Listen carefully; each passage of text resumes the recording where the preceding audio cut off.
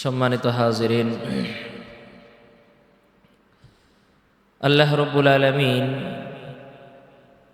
গোটা মানব জাতিকে হেদায়েতের পথে চলার জন্য যত যা কিছু লাগে, যত যা কিছু প্রয়োজন, কিয়ামত পর্যন্ত যা কিছুর প্রয়োজন হবে, সমস্ত কিছুকে একসাথে করে দিয়ে আল্লাহ রব্বুল আলামিন একটি ধর্ম আমাদের রাসূলের উপরে দিল। বলতে হবে সেই ধর্মটির নাম কি? বলেন, সেই ধর্মটির নাম কি? ইসলাম ধর্ম। আল্লাহ রব্বুল আলামিন এই ধর্মের ব্যাপারে সূরা মায়েদার ৩ নম্বর আয়াতের একাংশে বলেন, আল ইয়াউমা আকমালতু লাকুম দীনাকুম ওয়া আতমামতু আলাইকুম নি'মাতি ওয়া রাদিতু লাকুমুল ইসলাম দীনা। যে হে নবী, আমি আপনার উপর নাজিলকৃত যে দিন, যে ধর্ম দিয়েছিলাম, সেই ধর্মের বিধিবিধানগুলোকে, সব কিছু নিয়ামতগুলোকে আমি আপনার উপর আজকের এই দিনে, কোন দিনে? আরাফার দিনে আমি আপনার উপরে সেই দিনকে পরিপূর্ণতা দান করলাম। সুবহানাল্লাহ। আজকের পর থেকে এই দিন হবে কমপ্লিট, পরিপূর্ণ একটি ধর্ম, একটি জীবন ব্যবস্থা।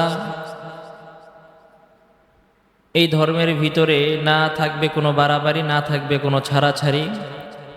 এমনকি এই ইসলাম নামক এই ধর্মের যে একটা প্যাকেটিং তৈরি হয়েছে, এই ধর্মের প্যাকেট থেকে কোনো কিছু আজকে থেকে বিয়োজন করা যাবে না, আবার নতুন করে কোনো কিছু সংযোজনও করা যাবে না। এটা কিয়ামত পর্যন্ত মানব জাতিকে হেদায়েত প্রদান করবে। একজন মানুষকে তার জন্মের পর থেকে নিয়ে মৃত্যু পর্যন্ত তাকে তার সফলতা অর্জন করার জন্য, মানুষকে মানুষের গুণ অর্জন করার জন্য, মানুষকে প্রকৃত মানুষ হিসেবে গড়ে ওঠার জন্য, তার ব্যক্তি জীবন থেকে নিয়ে শুরু করে আন্তর্জাতিক পর্যায় পর্যন্ত যত কিছুর প্রয়োজন পড়বে, প্রতিটা পরতে পরতে, সেক্টরে সেক্টরে কখন কি করণীয়, কখন কি বর্জনীয়, আল্লাহ রব্বুল আলামিন সব কিছু কোরআনুল কারিমে দিয়ে দিয়েছেন। সুবহানাল্লাহ। মনে রাখতে হবে, ইসলামের ভিত্তি হলো 5 জিনিস। 5টি জিনিসের উপরে ইসলাম টিকে থাকে। আর দ্বীন ইসলাম 5টি জিনিসের সংমিশ্রণে অর্জন হয়। ইসলাম নামক ধর্মটা, দ্বীনটা, এটা কয় জিনিসের উপরে ভিত্তি? 5 জিনিস, বুঝবেন। আর দ্বীন ইসলাম, একটা হলো ইসলাম 5 জিনিসের উপরে ভিত্তি করে, সেটা ভিন্ন। আর 5 জিনিস মিলে হয় ইসলাম। কয় জিনিস মিলে হয়? এক তো ইসলাম স্তম্ভ খুঁটি 5টা, যেমন কালিমা, নামাজ, রোজা, হজ ও যাকাত। এই 5টা খুঁটির উপরে ভর করে থাকে ইসলাম নামক এই ধর্মটি। আর এই ইসলামটা পূর্ণতা পায়, পূর্ণাঙ্গতা লাভ করে আরো ভিন্ন 5টা জিনিসের উপরে। কয়টা জিনিস? ওই 5টা জিনিসের মাধ্যমে ইসলামটা পূর্ণতা লাভ করে। আবারও রিপিট করছি, ইসলামের ভিত্তি 5টা, মৌলিক ভিত্তি কয়টা? 5টা। এই 5টার উপরে ইসলাম থাকে। আর এই ইসলামটা পূর্ণতা পায় আরো কয় জিনিস? 5 জিনিস। ওই 5 জিনিসের কোনো একটা যদি না থাকে,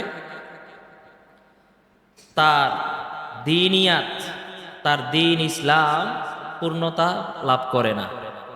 যেমনিভাবে ইসলামকে টিকে থাকতে হলে যেমন 5টা খুঁটির দরকার পড়ে, আবার এই ইসলামটা 5 খুঁটির উপরে থাকার পর এই ইসলামটাকে আবার পূর্ণতা দেয় আরো কয় জিনিস?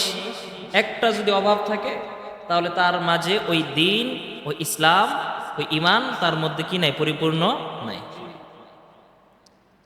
তাহলে আমাকে যদি প্রকৃত পরিপূর্ণ মুমিন, মুসলমান, দ্বীন ইসলাম অর্জন করতে হয়, তাহলে ওই অবশিষ্ট আরো বাকি 5টা জিনিস কিন্তু আমার জানতে হবে। সেই 5 জিনিসের মধ্যে প্রথম হলো ঈমান, 2 নাম্বার হলো আকায়েদ বা আকীদা, 3 নাম্বার হলো মুআমালাত, 4 নাম্বার মুআশারাত, 5 নম্বর হলো আখলাকিয়াত বা আখলাক। কয়টা? 1 নাম্বার ঈমান, 2 নাম্বার আকীদা, 3 নাম্বার মুআমালাত, 4 নাম্বার মুআশারাত, 5 নাম্বার হলো আখলাকিয়াত বা আখলাক। এই 5 জিনিসের সমন্বয়ই হলো দ্বীন। 5 জিনিস সমন্বয়ের নাম হলো ইসলাম। সুবহানাল্লাহ। আমাদের সমাজে আমরা ঈমানের আলোচনা অনেক শুনি, আকীদার কথাও অনেক শুনি, মুআমালাতের কথা, মুআশারাতের কথা আলোচনা খুব হয় না, না হয় এরকমই একটা অবস্থা, হয়ই না বললে চলে। এজন্য কিন্তু আমাকে যদি আমার পরিপূর্ণ দ্বীন অর্জন করতে হয়, 5টা জিনিসের গুণ আমার ভিতরে থাকতে হবে। ঈমান, এটা আলহামদুলিল্লাহ আলোচনা অনেকেই জানেন। আকীদা, সেটাও হয়। মুআমালাত কি জিনিস, মুআশারাত কি জিনিস, আজকে আমরা এই 2টি গুণ নিয়ে আলোচনা করব ইনশাআল্লাহ। রাজি আছেন তো? মুআমালাত এটা আরবি শব্দ বাবে মুফাআলা থেকে, এর অর্থ হলো লেনদেন করা। দেখেন, আমার ভিতরে যদি দ্বীন আনতে হয়, দ্বীন রাখতে হয়, তাহলে আমার ভিতরে কিন্তু 5টা জিনিস কমাস কম থাকতে হবে। এর বাহিরে কিন্তু আমাকে দিনদার বলা যাবে না। দিনদার শব্দটাই হলো আপনার ফার্সি। এদিকে লক্ষ্য করেন, দিনদার শব্দটা কি? ফার্সি। এর অর্থ হলো দিনওয়ালা, যার ভিতরে প্রচুর পরিমাণ দিন রয়েছে তাকে ফার্সিতে বলা হয় দিনদার। ফর এক্সাম্পল, যেমন আমরা দুনিয়াতে মালদার বলি, মানে কি সম্পদওয়ালা, মালওয়ালা, যার ভিতরে টুকিটাকি সম্পদ আছে, একে কি আমরা মালদার বলি?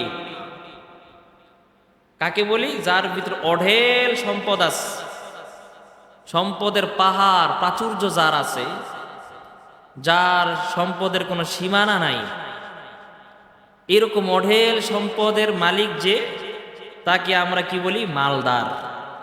ঠিক না? অল্প মাল যার কাছে আছে তাকে কিন্তু আমরা মালদার বলি না। তেমনি ভাবে দিনদার ফার্সি শব্দ, অর্থ হলো দিনওয়ালা, যার ভিতরে দিন পূর্ণাঙ্গ রয়েছে, পরিপূর্ণ দিন যার ভিতরে থাকবে, তার ক্ষেত্রেই দিনদার শব্দটা মানায়।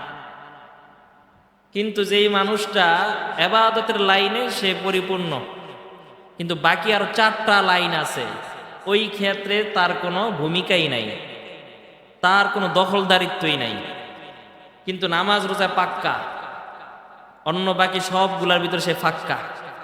এই ব্যক্তিকে আমরা বলি দিনদার। অথচ দিনদারিত্বের পরিচয় আমরা জানি না। দিনদারিত্বকে পূর্ণতা দেয় কয় জিনিস? মনে রাখবেন, শুধুমাত্র নামাজ রোজায় সে পাক্কা হলেই তাকে দিনদার বলেন না। মাথায় লম্বা পাগড়ি, টুপি, লম্বা দাড়ি, লম্বা লেবাস হইলেই সে দিনদার বলেন না। কারণ দিনদার এক জিনিস, নামাজি ভিন্ন জিনিস। নামাজ পড়তে মসজিদে মুসল্লিরাও আসে, তেমনি চোরও কিন্তু মসজিদে আসে। আসে কি না? চোরও কিন্তু নামাজ পড়তে মসজিদে আসে। এই জন্য চোর নামাজি, এই জন্য তাকে দিনদার বলা যাবে? ওই চোর নামাজ পড়তে আসে, উদ্দেশ্য হলো দামি দামি ভালো ভালো জুতাগুলোকে সে সুযোগে নিয়ে নিবে। সবাই নামাজে যাবে, সে পিছন দিয়ে নিয়ে যাবে। অথবা চোর ভিতরে আসবে, নামাজিদের সাথে নামাজে দাঁড়াইবে, সে মানুষগুলোর হালত দেখবে, অবস্থা দেখবে, যে কার অবস্থা কেমন, মানুষগুলোর আচার আচরণ, চলন বলন, ভঙ্গি ভঙ্গিম, এগুলো দেখে সে নিয়ত করে যে তার বাড়িতে চুরি করতে যাওয়া যাবে। সে একটা কায়দা বুঝে আর কি, আইসা হালচাল সে বুঝে নেয়। তো চোরকেও কিন্তু নামাজ পড়লেও চোরকে দিনদার বলা যাবে না। এই জন্য শুধুমাত্র নামাজে রোজায়, অর্থাৎ ইবাদতের হার ইবাদতের লাইনে সে মাহের, মাশাআল্লাহ ভালো, কিন্তু মুআমালাত, মুআশারাত, আখলাকিয়াত, আকায়াত একটাও তার ঠিক নাই, কিন্তু ইবাদত সব ভালো। বুঝাইতে পারতেছি? এই লোকটাকে কিন্তু আমরা সমাজের মানুষ বলি দিনদার। প্রকৃতার্থে এই লোক দিনদার না। দিনদার হতে হলে যেভাবে আমাকে নামাজ ঠিক রাখতে হয়, যেভাবে আমাকে সওম ঠিক রাখতে হয়, যাকাত ঠিক রাখতে হয়, পর্দা পশিদা ঠিক রাখতে হয়, হজ ঠিক রাখতে হয়, তেমনিভাবে আমার পারস্পরিক মুআমালাত, লেনদেন, আখলাক, আকীদা এটাও ঠিক রাখতে হবে। হযরত ওমর রাদিয়াল্লাহু তাআলা আনহু একটা চোর ধরছে। যেই চোরটাকে ধরছে শাস্তি দেওয়ার জন্য বাঁধছে, আরো এক সাহাবী এসে বলতেছে, আমিরুল মুমিনিন, ইন্না হাদার রাজুলুস সালেহ, এই ব্যক্তিটা তো অনেক ভালো মানুষ। হযরত ওমর বললেন, তুমি কিভাবে জানলে এই লোকটা ভালো মানুষ? তখন ওই সাহাবী বলতেছে, ইন্নী রাআইতুহু ইউসাল্লিয়া, আমি এই লোকটাকে, এই ভদ্র লোকটাকে নামাজ পড়তে দেখছি। কি পড়তে দেখছে?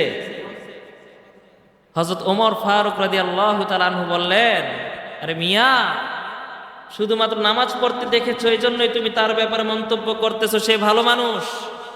শুনে রাখো, ইন্নাস সারিকা ইউসাল্লি, শুনে রাখো, চোরও কিন্তু নামাজ পড়ে। চোরেও কি পড়ে? নামাজ পড়ে। এরকমই একটা ঘটনা আবু বকর সিদ্দিক রাদিয়াল্লাহু তাআলা আনহুর সময় হয়েছে। ইয়ামান দেশ থেকে এক চোর, সে চুরি করে, প্রথমবার চুরি করে ধরা পড়াতে তার ডান হাত কর্তন করে দেওয়া হয়েছে। ইয়ামানের গভর্নর যিনি ছিলেন, বাদশাহ, তিনি ওই চোরকে কোন হাত কাটছে? ডান হাত কাটছে। কিন্তু সে তারপরও শুধরায় নাই। তার বদখাসলতির কারণে সে সেকেন্ড টাইম আবারও চুরি করছে। এরপর তার উল্টা দিক থেকে বাম পা কেটে দেওয়া হয়েছে। ডান হাত, বাম পা নাই, ইসলামের বিধান এটা। কারণ ডান হাত যদি কেটে দেয়, তখন সে কিন্তু আপনার বাম দিকে লাঠি দিয়া বাম পায়ের উপর ভর করে কিন্তু হাঁটতে পারে। কিন্তু যখন ডান হাতও নাই, বাম পাও নাই, বিপরীত দিক থেকে যখন কেটে দেয়া হয়, তখন কিন্তু ওই বেটায় লাঠি নিয়েও কিন্তু হাঁটতে পারে না। পারবে? কারণ ডান পাও তো নাই, বাম পা তো নাই। বাম দিকে যে হাত আছে, ভর দেওয়ার জন্য তো তার বাম পাটা লাগে, নাই তো ওইটা, চলাফেরা কষ্ট হয়ে যায়। বিপরীত দিক থেকে তার দুই হাত পা কেটে দিস। এরপর সে ইয়ামান দেশ থেকে তাকে যখন দেশান্তর করে দেওয়া হলো, সে মদিনা শরীফ আইসা হযরত আবু বকর সিদ্দিক রাদিয়াল্লাহু তাআলা আনহুর কাছে শিকায়াত করতেছে, বলতেছে, হুজুর, আমার সাথে আমার এলাকার গভর্নর, শাসক, তিনি আমার সাথে জুলুম করেছে। কি করছে? কিভাবে? বললো যে আমাকে তারা হাতগুলো কেটে দিছে, পা গুলো কেটে দিছে, আমি চলাফেরা করতে পারি না, এখন আমাকে মাজুর বানিয়ে দিয়েছে। তো হযরত আবু বকর সিদ্দিক রাদিয়াল্লাহু তাআলা আনহু ওই ব্যক্তির উপরে একটু মর্মাহত হলো, শোকাহত হলো, তার জন্য আফসোস করলেন। কিন্তু ঘটনা যে এইটা সে বলে নাই। কিন্তু আবু বকর সিদ্দিক রাদিয়াল্লাহু তাআলা আনহু কিছুটা আঁচ করতে পারছে, কিন্তু সরাসরি মন্তব্য করে না, কারণ ধারণা করে তো কিছু বলা যায় না। ওই দিনই, ওই রাত্রেই হযরত আবু বকর সিদ্দিক রাদিয়াল্লাহু তাআলা আনহুর স্ত্রীর একটি সোনার হার হারিয়েছে। তো এলাকার ভিতরে এলান হয়ে গেল যে আবু বকর সিদ্দিক রাদিয়াল্লাহু তাআলা আনহুর বিবির হার হারিয়েছে, তোমরা সবাই খোঁজাখুঁজি করো। তালাশ করতেছে, তল্লাশি করতেছে। সাথে ওই আগন্তুক ইয়ামান দেশ থেকে আসা ওই লোকটা, সেও তল্লাশি করতেছে। সে তল্লাশি করার এক পর্যায়ে সে নিজে সে বলতেছে যে, আল্লাহুম্মা আলাইকা বিমান আহাল্লা বাইতা হাজার রজুলিস সালেহ, আল্লাহ তাকে ধ্বংস করুক, যে এমন নেককার একটা ভালো লোকের ঘরের আইসা চুরি করে, আল্লাহ তারা ধ্বংস করুক।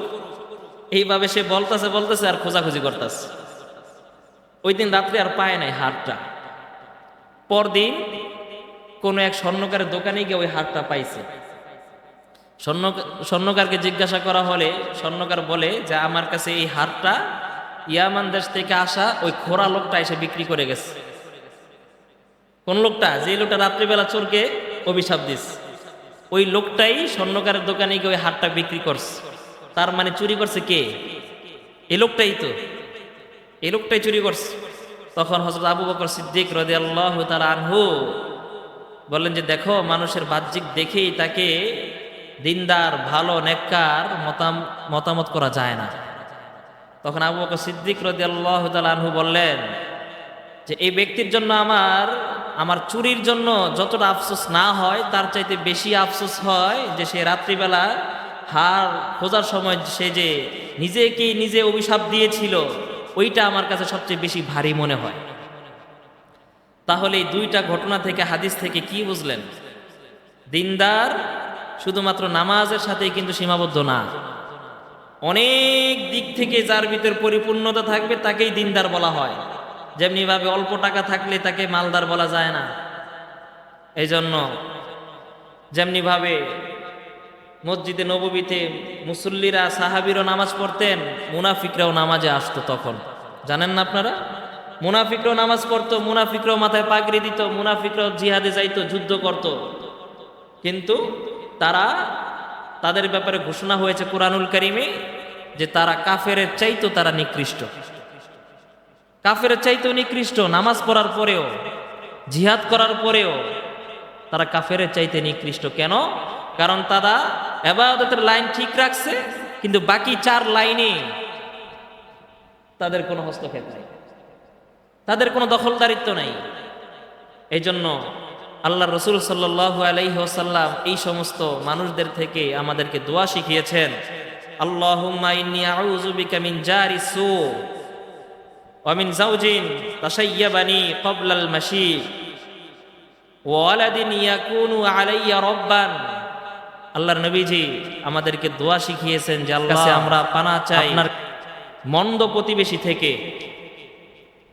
ওয়া আউযু বিকা মিন খলিলিম মাকির, এবং আপনার কাছে আমরা পানাহ চাই এমন বন্ধু থেকে যেই বন্ধুর গোয়েন্দাগিরির দৃষ্টি সবসময় আমার উপরে থাকে এবং তার কলব, তার অন্তর সর্বদাই আমার উপরে ঝুলে থাকে, আমাকে মন্দচারিতা করা নিয়ে সবসময় যে নিমগ্ন থাকে, এমন বন্ধু থেকে আমি আপনার কাছে পানাহ চাই। দোয়া করছেন কে? নবীজি।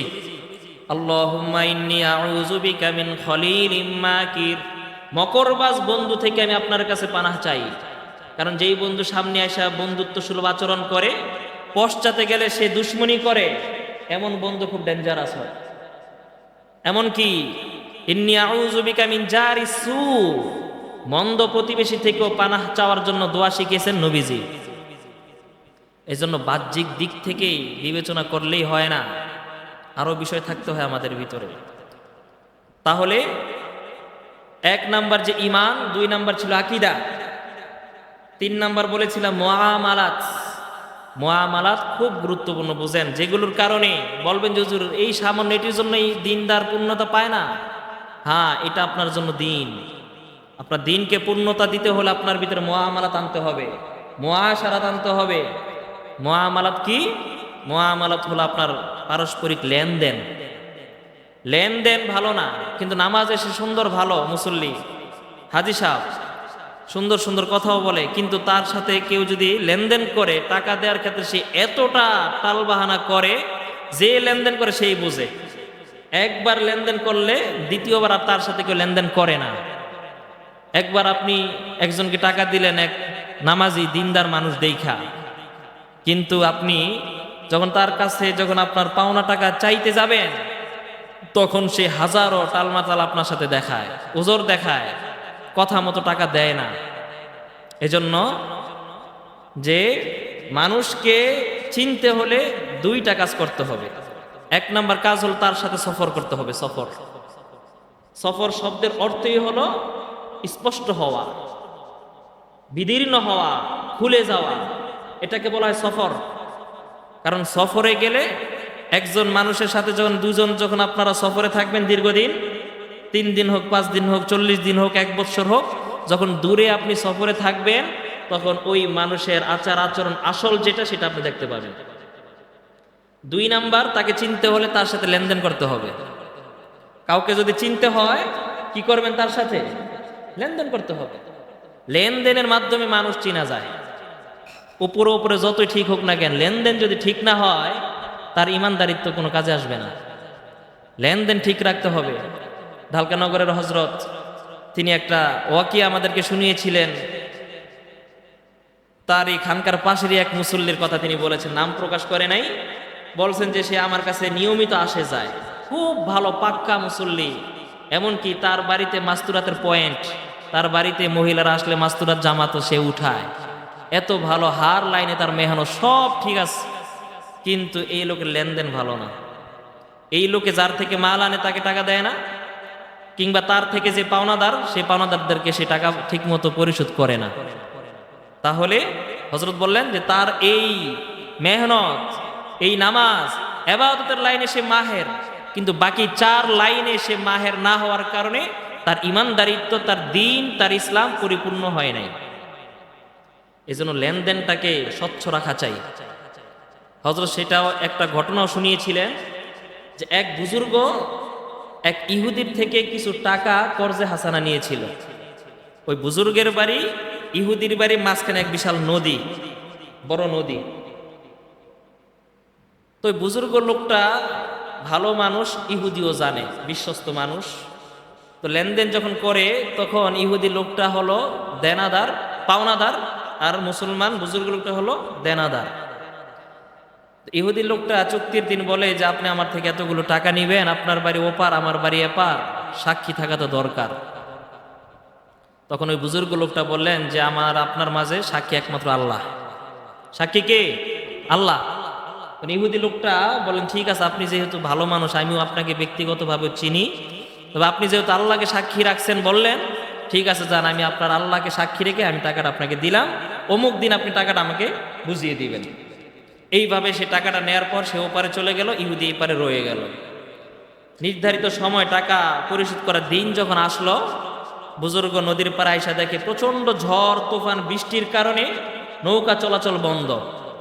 সে যে ওপারে গিয়া ইহুদির টাকা যে ইহুদিকে পৌঁছে দিবে, বুঝিয়ে দিবে, তার কোনো সুযোগ নাই। সে অনেকক্ষণ পর্যন্ত চেষ্টা প্রচেষ্টা করার পর যখন দেখলো আর কোনো উপায় নাই, তখন সে নিরুপায় হইয়া চিন্তা করতে লাগলো, হায় রে, আমি যদি সময় মতো টাকাটা ইহুদিকে পৌঁছে দিতে না পারি, তাহলে তো ইহুদি আমাকে খারাপ জানবে, আল্লাহকে পর্যন্ত সে গালি দিবে। তখন বলবে যে মুসলমান আল্লাহকে সাক্ষী রেখা কাজ করে, আল্লাহর নাম বেচ্চা খায়, আল্লাহর কথা পবিত্রতা তারা রক্ষা করতে জানে না। তখন তার আল্লাহকে গালাগালি করতে থাকবে।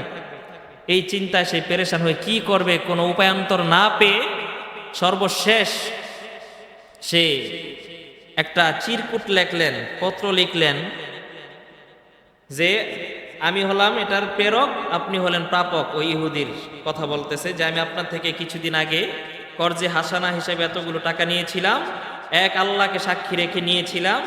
আজকে আমি অনেক চেষ্টা করার পরেও আপনার কাছে পৌঁছতে না পেরে যেই আল্লাহকে সাক্ষী রেখে আপনার সাথে চুক্তি করেছিলাম, ওই আল্লাহর উপরে ভরসা করে আমি আমার টাকাগুলো গচ্ছিত করে এই একটা বাঁশের ভিতরে করে আমি আপনার কাছে পৌঁছে দিলাম।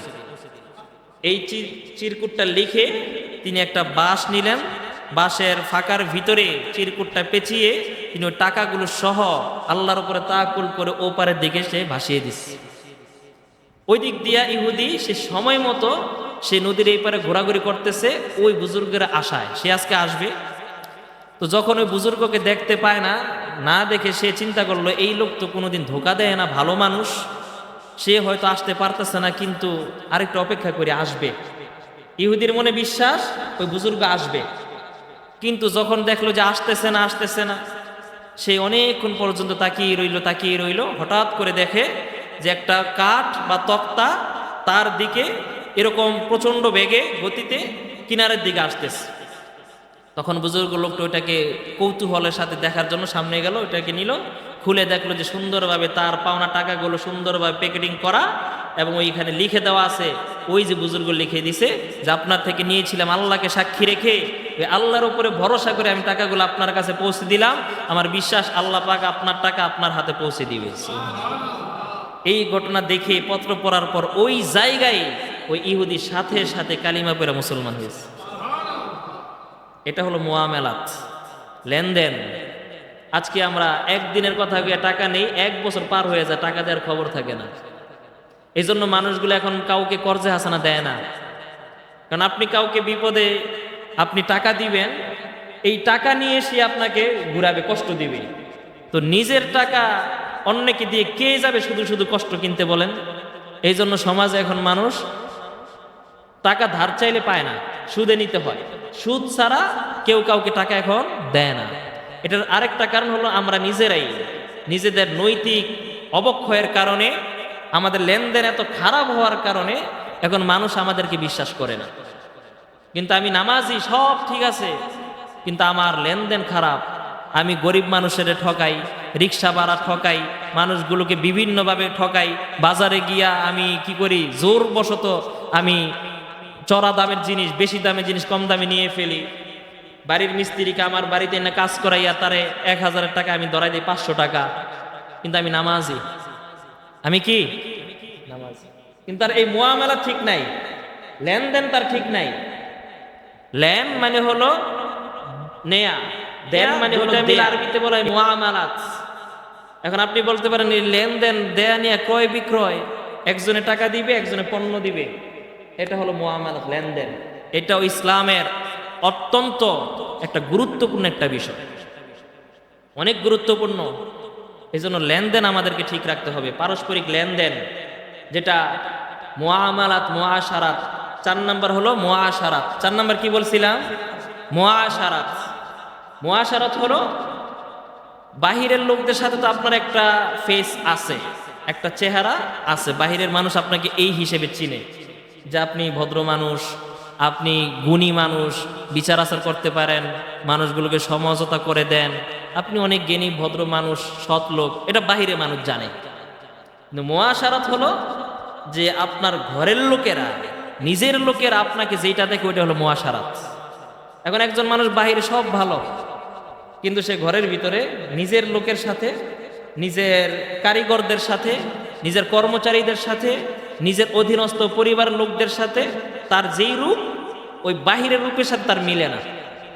বাহিরে সে খুব ভালো খাঁটি আল্লাহওয়ালা, দরবেশ, জিকির আজকার করে, কিন্তু সে ঘরে আসলে অন্যরকম হয়ে যায়। কিংবা নিজে মাহাজন, তার কারিগরদের উপরে সে করে জুলুম, বা তার সাথে যে মিশে, তার নিজের, তার আয়ত্তে যে মানুষগুলো আছে এগুলোর সাথে তার সম্পর্ক ততটা ভালো না।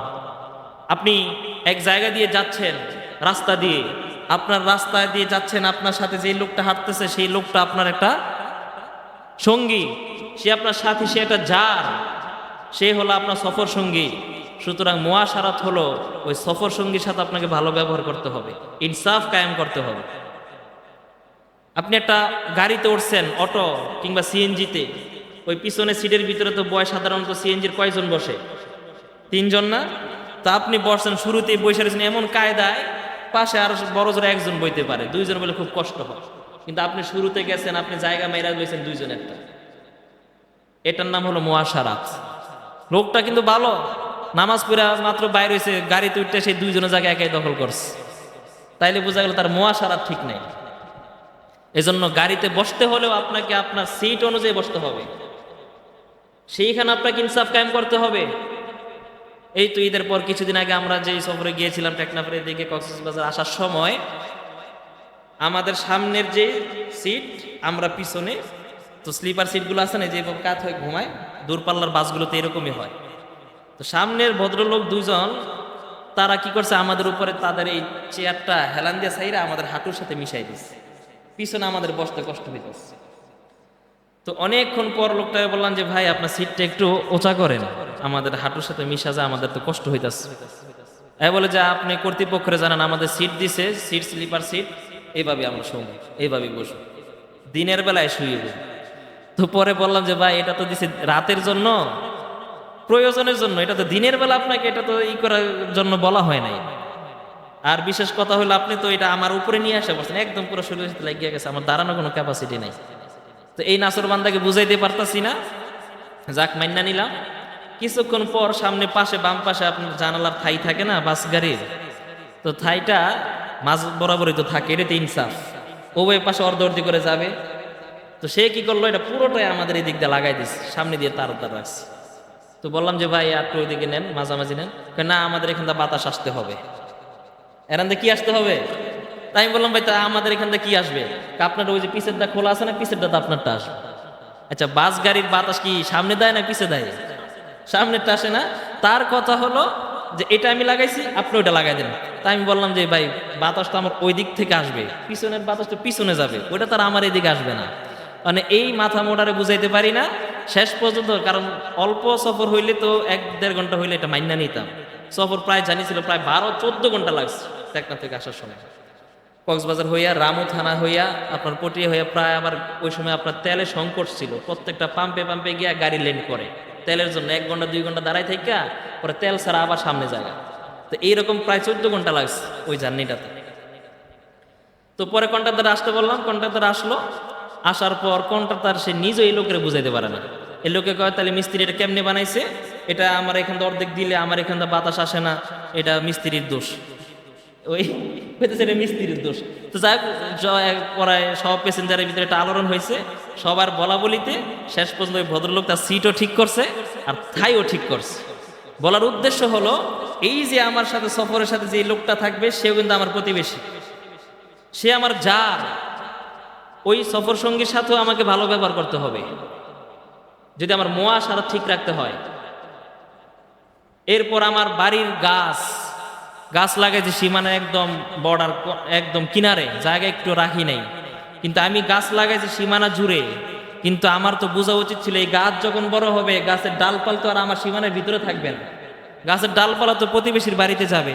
তো প্রতিবেশীর বাড়িতে আমার গাছ গেলে প্রতিবেশীর ক্ষতি হবে কি হবে না, হবে কিনা বলেন?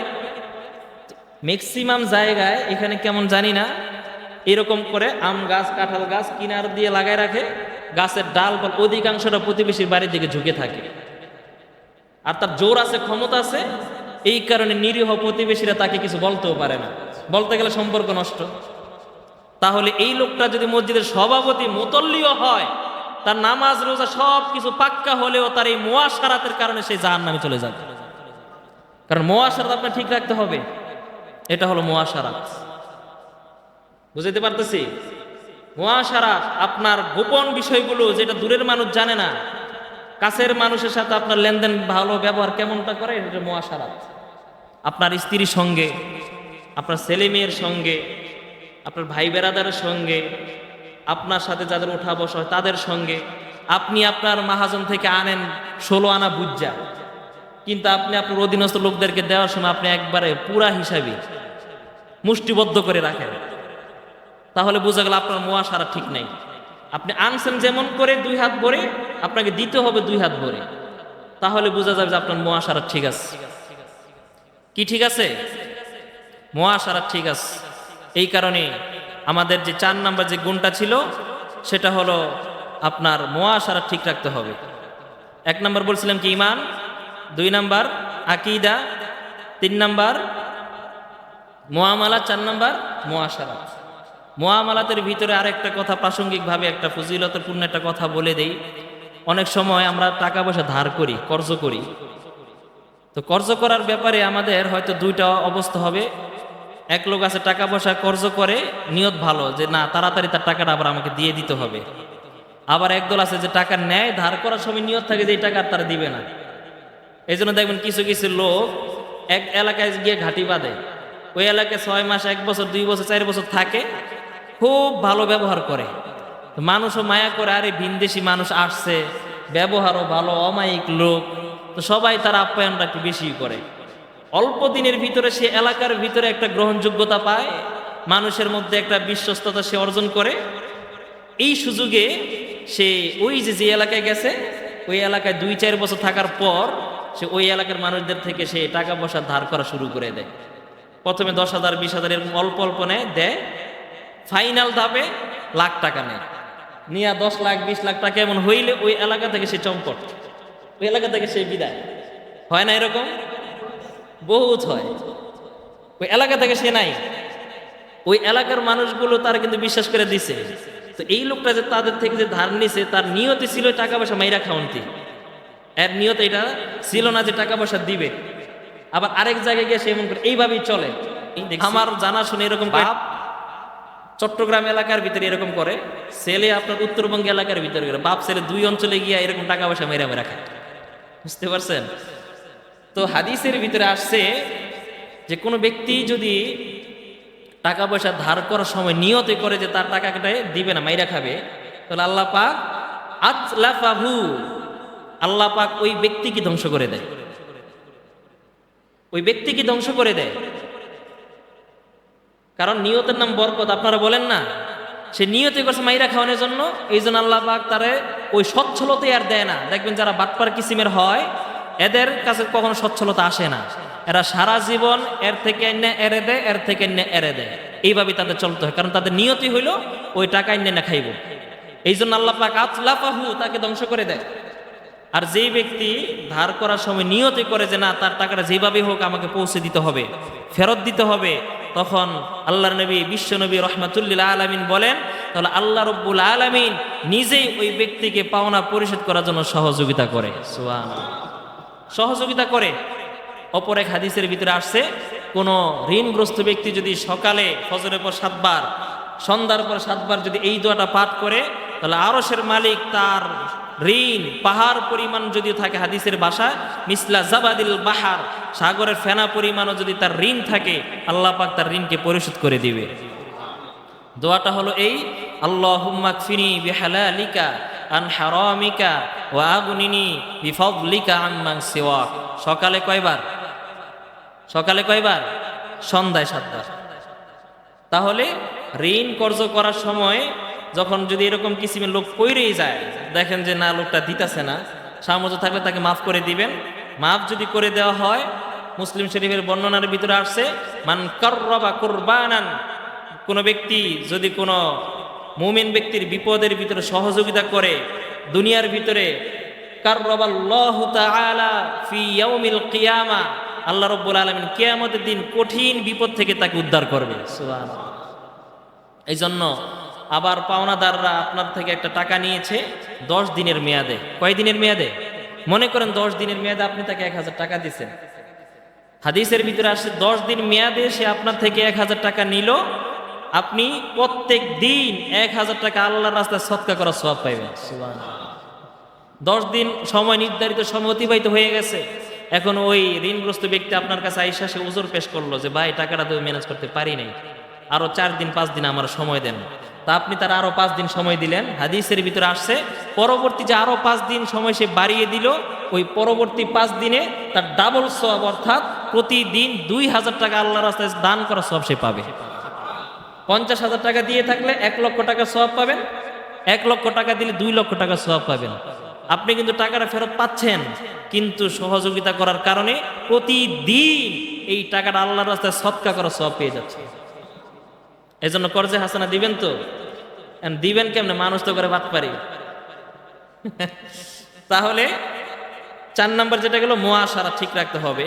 5 নাম্বার হলো আখলাকিয়াত, আখলাক ঠিক রাখতে হবে। আল্লাহ রাব্বুল আলামিন আমাদের সকলকে এই 5 গুণে গুণান্বিত হওয়ার তৌফিক দান করেন।